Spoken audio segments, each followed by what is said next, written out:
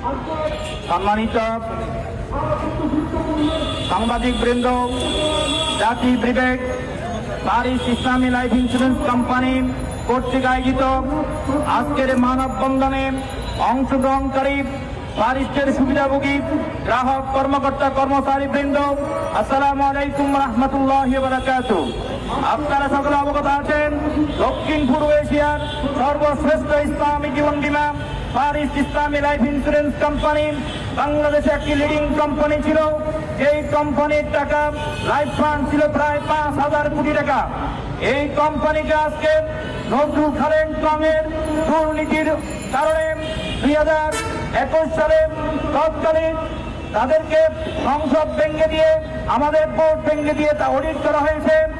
Bangladesh bank, আইডিয়ার, দুদক এবং security exchange তাদের এই দুর্নীতির 3,000 কোটি টাকার একটি হিস্ট্রি দেওয়া হয়েছে। আজকে সারা বাংলাদেশে আমাদের প্রায় 5 লক্ষ গ্রাহক এবং 2,000 কর্মকর্তা কর্মচারী ছাঁটাই হয়েছে। আজকে রমজান মাসে আজকে আমাদের কর্মকর্তা কর্মচারীরা মানবতার জীবন যাপন করছে। গ্রাহকের টাকা আমরা যথাসময় পরিশোধ করতে পারছি না। সেই কারণে আজকে আমরা মানববন্ধন করেছি। আমরা এই সাংবাদিক আপনাদের মাধ্যমে আজকে বর্তমান সরকারের প্রধান উপদেষ্টাকে দৃষ্টি আকর্ষণ করতে চাই। আমাদের যে আইনি প্রক্রিয়া শুরু হয়েছে, আইনি প্রক্রিয়ার মাধ্যমে আমাদের এই টাকা উদ্ধার করে গ্রাহকের টাকা দেওয়া নিশ্চিত করতে হবে। আমাদের বর্তমান চেয়ারম্যান যারা এই কোম্পানির উদ্যোক্তা পরিচালক ছিলেন, তাদেরকে দীর্ঘ 15 বছর এই কোম্পানির বোর্ড থেকে বাইরে রেখেছে। আজকে তারা নতুন ভাবে 5 আগস্টের পরে তারা দায়িত্ব গ্রহণ করার পরে শুধু এখানে এসে দেখলো কোন ব্যাংক ট্যাঙ্ক সব খালি হয়েছে।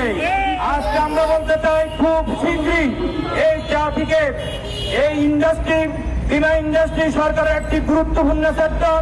এই সেক্টরকে আজকে লিডিং দিচ্ছে পারিস লাইফ ইন্স্যুরেন্স কোম্পানি। কিন্তু আজকে এই সেক্টরের দুর্নীতির কারণে আজকে এই সেক্টরটি আজকে পথে বসে চলেছে। আমরা চাই আপনাদের মাধ্যমে এই দুর্নীতি টাকা উদ্ধার করে আমাদের গ্রাহকদেরকে আমরা যেন যথাসময় তাতে আমানত ফেরত দিতে পারি।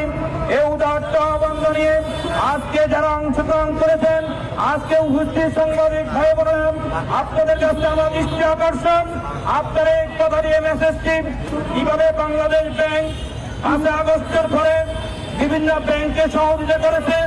আমরা আইডিয়ার মাধ্যমে বীমা উন্নয়ন কর্তৃপক্ষের মাধ্যমে আমাদের বীমা কোম্পানির যেই টাকা লুটপাট হয়েছে তা উদ্ধারের ব্যবস্থা করে এই দেশের অর্থনীতি শাখাকে সচ্ছল করার জন্য উদার্ত আহ্বান জানিয়ে আপনাদের সকলের দীর্ঘায়ু কামনা করে, সকলের সুস্থতা কামনা করে আমি আমার সংক্ষিপ্ত আলোচনা শেষ করলাম। আসসালামু আলাইকুম।